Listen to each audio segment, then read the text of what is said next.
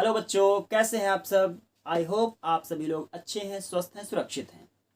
प्यारे बच्चों, हम लोगों ने क्लास 11th का पहला चैप्टर पढ़ा था, some basic concepts of chemistry, जिसके पहले लेक्चर में हम लोगों ने पढ़ा था मैटर क्या होता है, मैटर की फिजिकल स्टेट्स क्या होती हैं, मैटर की फिजिकल स्टेट्स पर किन फैक्टर्स का इफेक्ट पड़ता है और लॉज ऑफ केमिकल कॉम्बिनेशंस क्या होते हैं। आज हम देखते हैं कि डाल्टन्स एटॉमिक थ्योरी क्या है।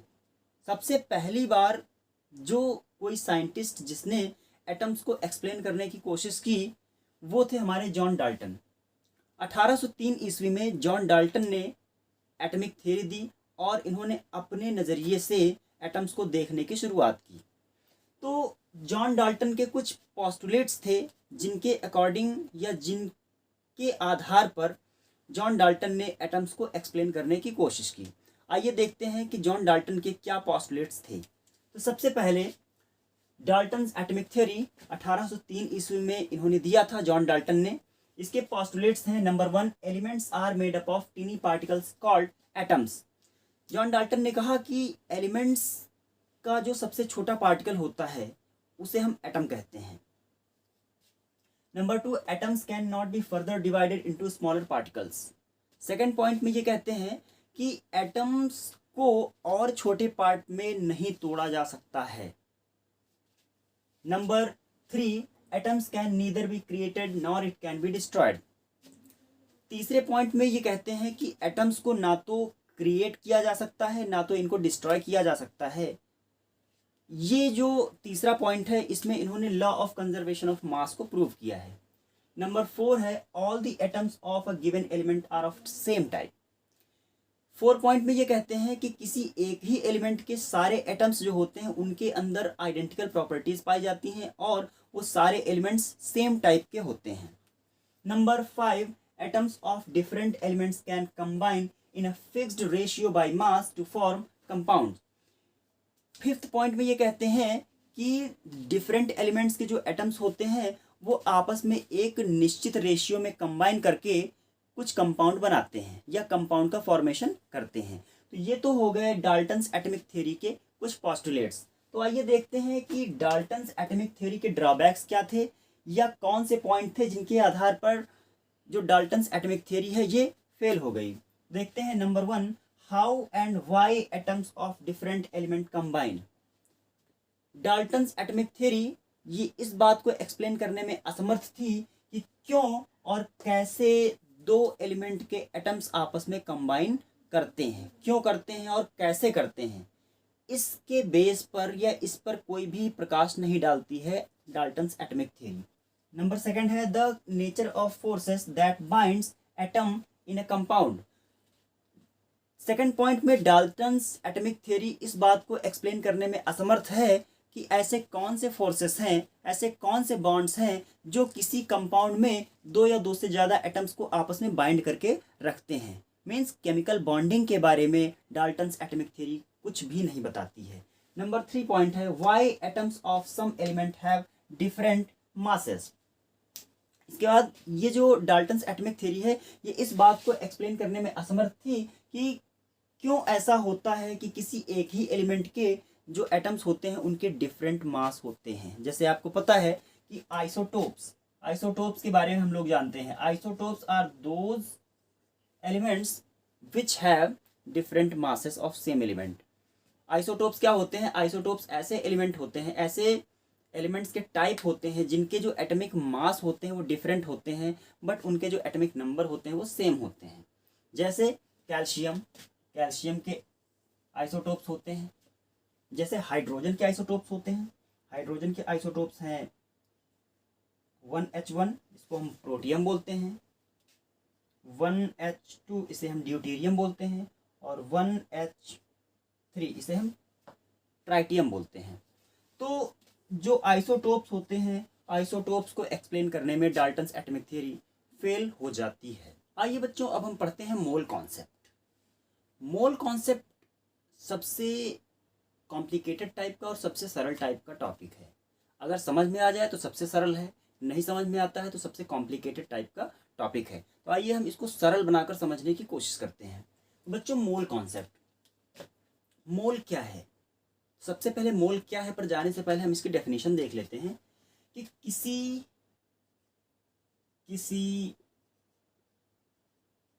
तत्व के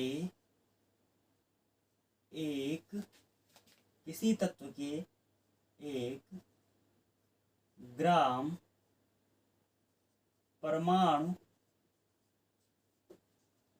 में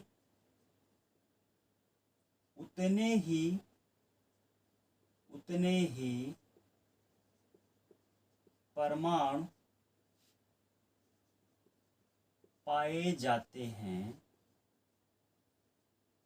जाते हैं जितने कार्बन 12 के 12 ग्राम में होते हैं।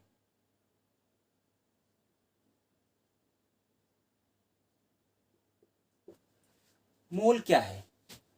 सबसे पहले तो डेफिनेशन कहती है कि किसी भी तत्व के 1 ग्राम परमाणु में उतने परमाणु पाए जाते हैं जितने कार्बन 12 के 12 ग्राम में परमाणु पाए जाते हैं। बच्चों, स्पेक्ट्रोमीटर द्वारा जांच किया गया तो पाया ये गया कि जो कार्बन होता है, कार्बन के एक परमाणु का भार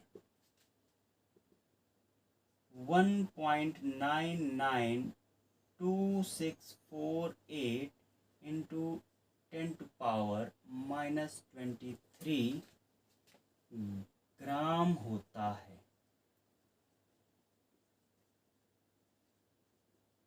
ये एक एक्सपेरिमेंटल वैल्यू है। एक्चुअली कार्बन के एक परमाणु का भार कितना होता है? 1.992648 इंटू 10⁻⁻23 ग्राम्स होता है।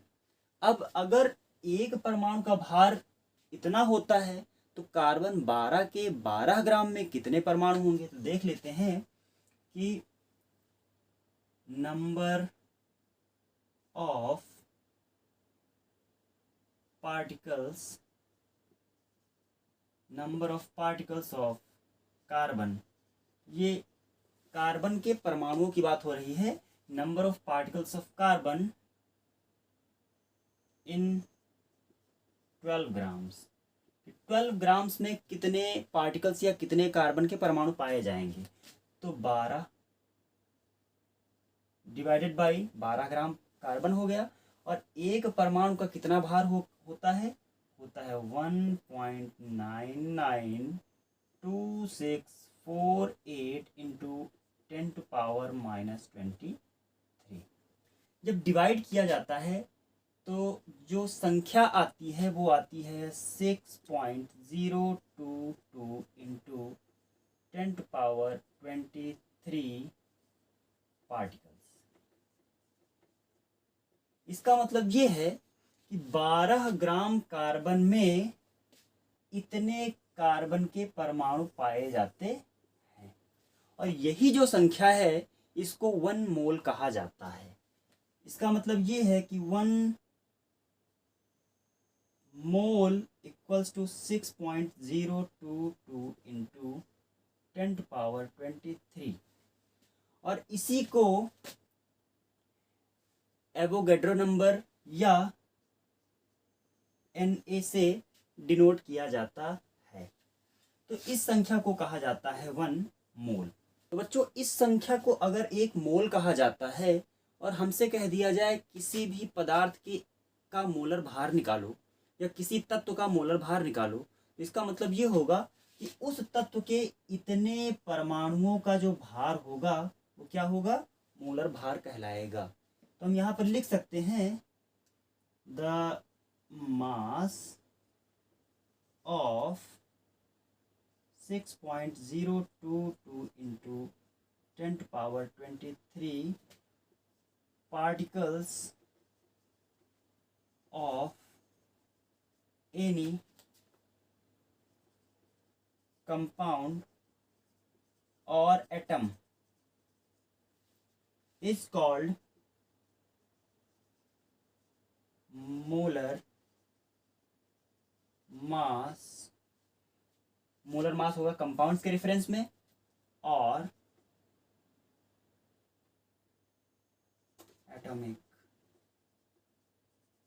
मास, एटम्स के रेफरेंस में इसे एटॉमिक मास कहा जाएगा। कभी हम बात करते हैं मोलर मास की, जैसे अगर हमसे कहा जाए कि व्हाट इज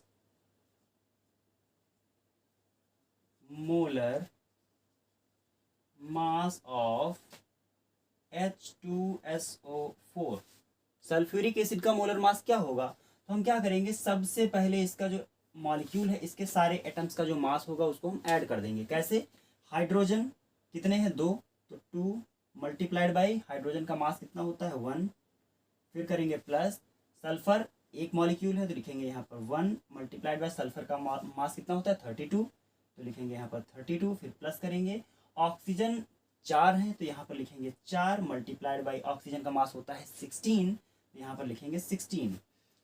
इसको ऐड करेंगे तो कितना हो जाएगा, ये कितना होगा, 2 1 2 प्लस 32 1 32 32 प्लस 16 चौके 64 64। अब क्या करेंगे, 2 2 4 4 4 8 8 आ गया, और इधर 6 3 9। ये तो जो 98 आया है, this 98 is molar mass of sulphuric acid, molar mass of sulphuric acid. यहाँ पर लिखेंगे molar mass of H2SO4 equals to 98 98। लेकिन अभी हमने क्या पढ़ा कि the molar mass is the mass of 6.022 into 10⁻23 particles. तो इसका मतलब ये है, ये जो आपका 98 आया है, this 98 is the mass of 6.022 into 10⁻23 H2SO4 molecule. अब अगर आपसे यहाँ पर कोई कहे कि सल्फ्यूरिक एसिड के एक मॉलिक्यूल का मास क्या होगा, तो हमको पता है कि अगर इतने पार्टिकल्स का मास इतना है, हम क्या करेंगे, लिखेंगे यहाँ पर 6.022 into 10⁻23 H2SO4 equals to 98. Then one molecule means one H2SO4 equals to 98 divided by 6.022 into 10⁻23। ये हो जाएगा आपके एक H2SO4 मॉलिक्यूल का मास। देख लेते हैं इसी तरह से, अगर किसी भी एलिमेंट का या अगर किसी भी एटम का, किसी भी कंपाउंड का अगर मोलर मास दिया है, तो मोलर मास का मतलब होगा 1 मोल मॉलिक्यूल्स का मास। दिया है कि what is molar mass of H2O। अगर H2O का मोलर मास पूछा है तो हम क्या करेंगे, इस मॉलिक्यूल के सारे एटम्स के मास को ऐड कर देंगे। 2 हाइड्रोजन है, 2 हाइड्रोजन है तो क्या करेंगे, 2 मल्टीप्लाइड बाई हाइड्रोजन का मास होता है 1, फिर प्लस करेंगे ऑक्सीजन होता है 16, ऐड करेंगे तो हो जाएगा 18। This 18 gram is the molar mass of water. तो लिखेंगे molar mass of H2O is 18। तो 18 क्या है, 18 is the molar mass of H2O। लेकिन मोलर मास का मतलब क्या है, 6.022 into 10⁻23 molecule of H2O। H2O के 6.022 इंटू 10⁻23 पार्टिकल्स का मास है 18 ग्राम। अगर हमसे कोई पूछे कि एक H2O के मॉलिक्यूल का मास कितना होगा, तो हम यहाँ पर लिखेंगे 6.022 into 10⁻23 H2O equals to 18 gram. Then 1 H2O equals to 18 divided by 6.022 into 10⁻23। ये होगा आपका H2O मॉलिक्यूल के एक मॉलिक्यूल का मास। तो ये है आज की क्लास, हम मिलेंगे अगली क्लास में।